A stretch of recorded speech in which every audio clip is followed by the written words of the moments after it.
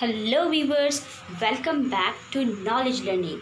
आज की इस वीडियो में हम ज्योग्राफी के टॉपिक यूनिवर्स को कवर करेंगे। बट उससे पहले मैं आप सभी को ये बताना चाहूँगी कि लर्निंग तो सभी गेन कर लेते हैं, बट उस नॉलेज को लॉन्ग टाइम तक रिटेन करना और उसे संभाल कर रखना बहुत डिफ़िकल्ट होता है। तो इसके लिए हमारे पास सबसे बेस्ट वे होता है कनेक्टिविटी और रिलेटिविटी ऑफ द टॉपिक। तो इसी बात को ध्यान में रखते हुए आज के टॉपिक पर हम पूरी डिस्कशन करेंगे। तो चलिए शुरू करते हैं आज का हमारा पहला क्वेश्चन। फर्स्ट क्वेश्चन है, what do we mean by cosmology. Cosmology से हमारा क्या मतलब है? Study of water, study of desert, study of universe, study of human body.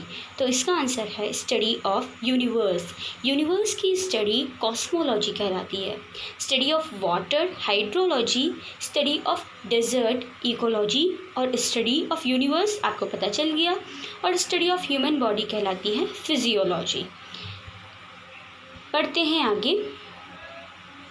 Universe, दोस्तों हमारा जो यूनिवर्स है वो सभी फिजिकल मैटर्स को इंक्लूड करता है, जिसमें हमारे planets, star and galaxies, totality of everything that exist, content of intergalactic space such as comets, dwarfs, stars, सभी हमारे यूनिवर्स के अंदर आते हैं। तो इस तरह से यूनिवर्स जो है वो हमारा बिलियन ऑफ गैलेक्सीज से मिलकर बना है, और ये billion of galaxies billion of stars से मिलकर बनी है। जो इन गैलेक्सीज के अंदर ये स्टार्स एक मास होल्ड करते हैं। आई होप सो आपको समझ आ गया होगा कि किस तरह से ये एक दूसरे से कनेक्टेड है। Which is our nearest galaxy. तो इसका आंसर है एंड्रोमेडा गैलेक्सी। एंड्रोमेडा हमारी नियरेस्ट गैलेक्सी है। एंड्रोमेडा के बारे में कुछ और इम्पॉर्टेंट बातें, ताकि आप एंड्रोमेडा का नाम ना भूलें। इसे एडविन हबल ने 1925 में डिस्कवर करा था। एंड्रोमेडा एक गैलेक्सी है जो स्पाइरल गैलेक्सी है, जिसे हम नेक्ड आई के थ्रू भी देख सकते हैं। ये हमारी मिल्की वे गैलेक्सी से नियरेस्ट गैलेक्सी है। एंड्रोमेडा गैलेक्सी जो है वो massive halo of hot gases को सराउंड करती है। Next question, which is our own galaxy. Andromeda हमारी नियरेस्ट गैलेक्सी है। हमारी ऑन गैलेक्सी कौन सी है? बता सकते हैं आप? तो इसका आंसर है मिल्की वे गैलेक्सी। यस, सही सोचा आपने। मिल्की वे गैलेक्सी हमारी ऑन गैलेक्सी है, और इसकी इम्पॉर्टेंस है, इसे हम आकाश गंगा के नाम से भी जानते हैं। ये हमारी होम गैलेक्सी है जो 300 बिलियन स्टार्स को कंटेन करती है, और ये स्पाइरल गैलेक्सी है। एंड्रोमेडा और मिल्की वे दोनों ही स्पाइरल फॉर्मेशन में पाई जाती हैं। इसके अंदर हमें मिल्की वे गैलेक्सी के अंदर हमें सन और हमारे और भी प्लैनेट हमें देखने को मिलते हैं। मिल्की वे गैलेक्सी की जो आइडिया दिया था वो दिया था डेमोक्रिटस, जो ग्रीक फिलोसोफर थे। इसका डायमीटर है 100,000 लाइट ईयर के लगभग। आई होप सो इस तरह से फ्लो चार्ट के थ्रू आप अपने क्वेश्चंस को कनेक्ट कर सकते हैं इस नॉलेज के साथ, और आप इजीली इस नॉलेज को स्टोर कर सकते हैं अपने माइंड में। बढ़ते हैं नेक्स्ट क्वेश्चन की तरफ। Who demonstrated the existence of galaxies beyond Milky Way. तो इसका आंसर है एडविन हबल। अभी आपने देखा कि एंड्रोमेडा गैलेक्सी जो थी उसकी जो डिस्कवरी की थी वो भी एडविन हबल ने की थी। तो एडविन हबल ही वो पर्सन थे जिन्होंने ये बताया कि मिल्की वे गैलेक्सी के बियॉन्ड भी गैलेक्सीज हैं, जिसमें एंड्रोमेडा का नाम आता है। इसमें आपने और भी लोगों के नाम देखे। प्टॉलमी। तो प्टॉलमी वो पर्सन था जिसने ये थ्योरी प्रपाउंड करी कि जो हमारी अर्थ है, जो हमारा यूनिवर्स है, अर्थ उसका सेंटर है, और जो सन और जो दूसरी हेवनली बॉडीज हैं वो उसके अराउंड रिवॉल्व करती हैं।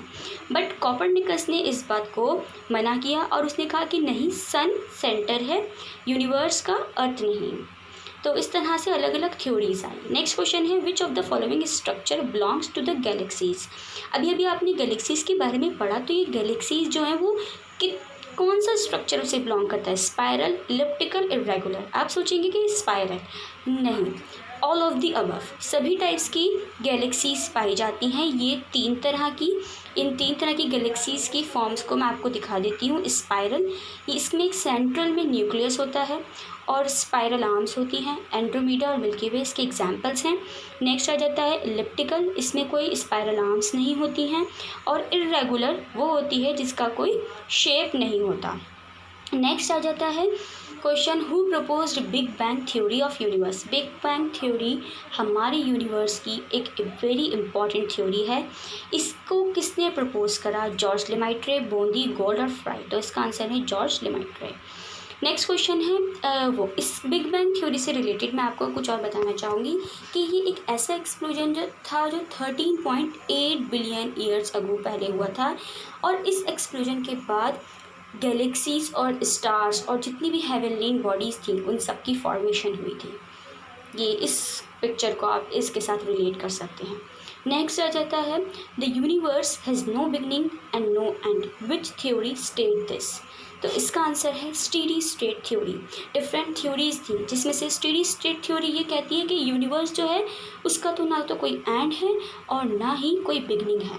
इसे बोंदी, गोल्ड और फ्रेड होले ने डेवलप करा था।